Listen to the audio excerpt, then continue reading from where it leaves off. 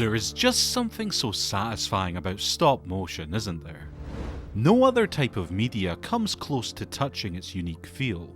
The way everything seems hand-stitched together with no detail spared, and the characters or environments creak to life without a frame wasted, is so damn gratifying.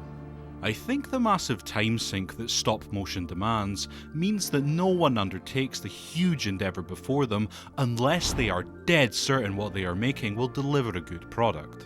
For instance, during production, Wallace and Gromit Curse of the Were-Rabbit averaged only 3 seconds of usable footage per day and took 5 years to finish. After another painstaking 15 months of 30 animators on 32 stages, moving 2.8 tons of plasticine millimetre by agonising millimetre, the 122,000 individual snapshots. It also makes these movies a bit more special, being that they are naturally rarer than others.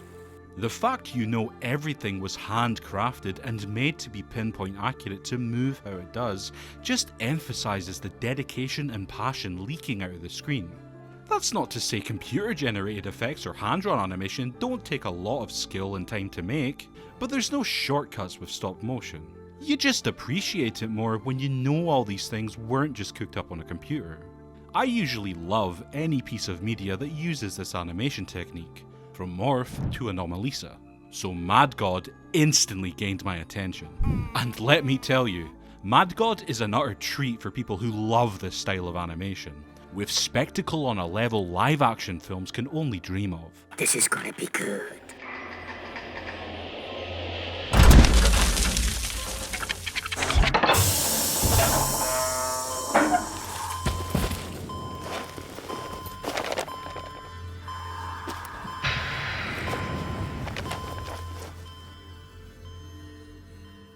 This is the magnum opus of special effects legend Phil Tippett.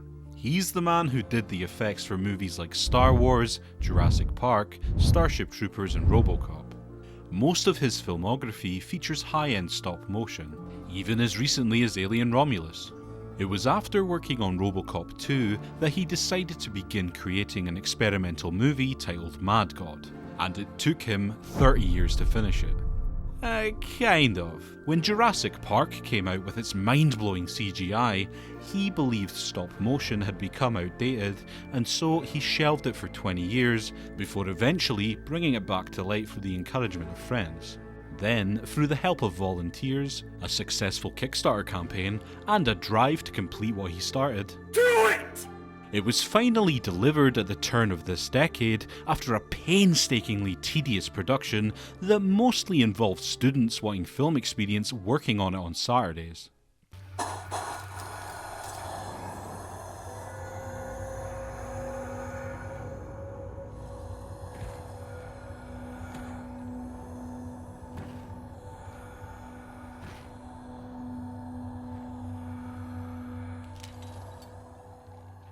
So what is this beast of a movie anyway? Well, trying to explain the plot of this film is like trying to nail jelly to a wall. It's honestly best to go in blind, but the basic synopsis is that a character labelled an assassin journeys down into a tortured world with nothing more than a gas mask, a map, and a briefcase. Once he arrives, the movie just gets fucking weird and never lets up as its bizarre machinations play out. Time to get fucking weird. Saying any more would be to spoil such a savage yet engrossing adventure. The journey this man takes is soaked in a dreaded, manic atmosphere as he encounters some of the most unique sights I've ever seen in a movie. What you are looking at and why he is on this trip will come to you in its own natural way. Like the majority of avant-garde flicks, it's an experience where you have to piece things together for yourself and draw your own conclusions as to what it all means, which will most likely be personal to you. Imagine From Software's approach to storytelling, but with no dialogue or hints whatsoever, just visuals and vibes. For those who love speculative, obtuse storytelling, this is a godsend. Just from the title alone you can glean meaning. Mad has multiple connotations it can invoke. Did I ever tell you the definition of insanity? While God can be different things to different people. It's the exact sort of experience that will have you racing online to share your takes on the narrative and dive into the theories others have come up with. As I say, the conclusions you draw from a movie like this will be very much unique to you, and it's such a joy to contrast others' thoughts with your own, as someone may bring something to light you either never noticed or didn't think of. The person I watched it with the first time, within 20 minutes believed it was a horrific retelling of the Tower of Babel story that was an expression of God's actions and wrath. And while I saw their point, I personally took it as a nihilistic critique on how we are all doomed to destroy ourselves. This God is angry, and his repeated futile attempts to save a chaotic world that swirled out of his control lead him to a final, devastating decision. That freedom of interpretation runs deep though. After viewing, I highly recommend reading up some theories online, as they can be wildly varied and fun.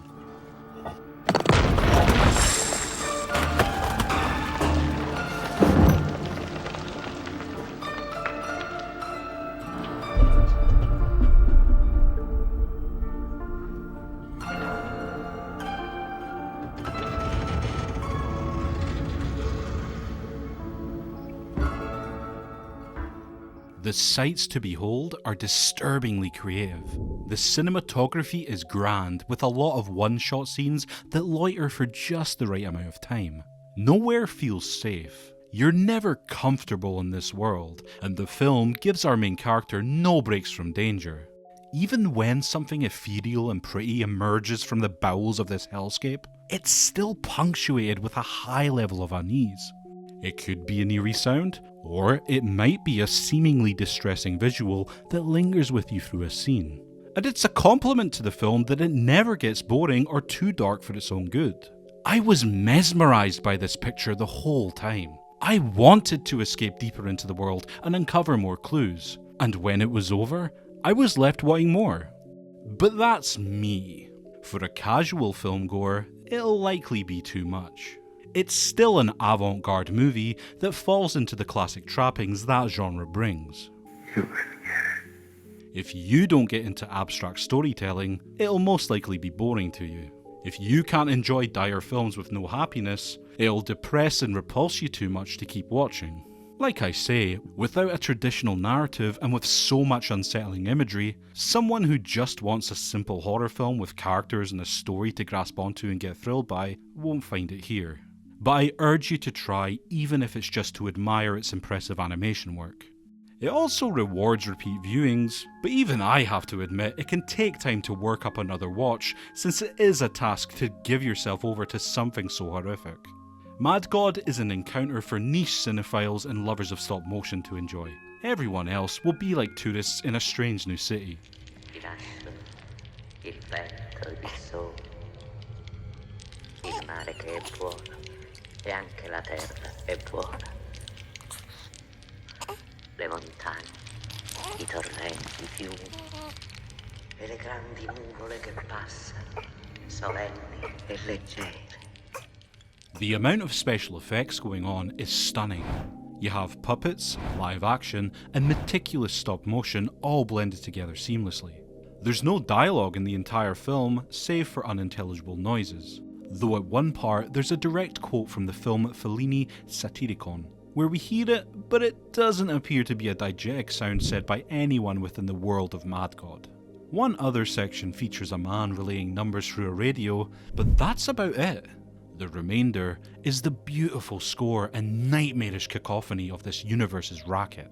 It's perfect. I wouldn't change a thing about the soundtrack. That's all at once strange and haunting, yet hopeful and curious. There's a lot of rusted technology within its runtime, and amongst the abandoned machines in one scene, what do we find? Nice. I'd buy that for $1.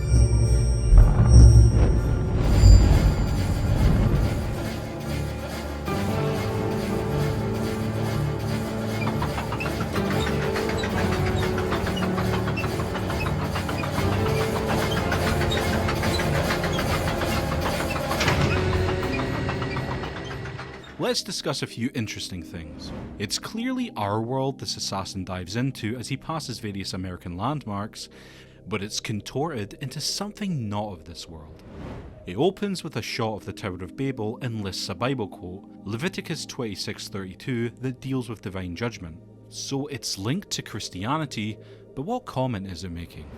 Strange creatures and monsters litter the desolate landscape, which is comprised mostly of metal and pain. Some beings are benevolent, and some are extremely malevolent and attempt to hurt him. Others just seem destined to be in a permanent state of suffering and don't even notice him. How were they made and what do they represent? Humans that do appear can shift wildly in size, and the movie presents them in many forms. Why? His map disintegrates on its own. Is it just in poor condition, or is the world itself somehow eroding his possessions? I don't know. See how I just blinked through a load of random thoughts? That's what this movie will do to you. Your mind will just jump around trying to make sense of things, and you'll keep noticing something new as you view it on replays that widens your understanding. Take this one scene, where the assassin passes by a group of giants, all sitting in electric chairs being shocked, while a viscous goo flows from under them. He then goes down an elevator, past a face connected to lots of wires that forever slurps this goo, that transfers down to organs and viscera that lead to an underground factory, and he just carries on. Why is this all here? What purpose does it have? Does it have any greater meaning? Is he familiar with these sights? He doesn't seem put off or in awe at them. These are all things you'll have to decide yourself. And it's what viewers like myself thrive on and find so compelling about these strange, ambiguous experiences. Go fuck yourself, man. Think you're better than me. I am better than you. Mad God is a modern avant-garde classic. The visuals are unforgettable, the music spellbinding, and everything breathes out of the screen effortlessly, taking your attention and never letting go.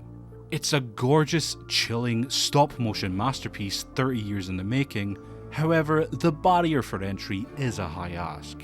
It may not be for everyone, but within its own niche, it's one of the best. I highly recommend it to anyone who's a fan of experimental art.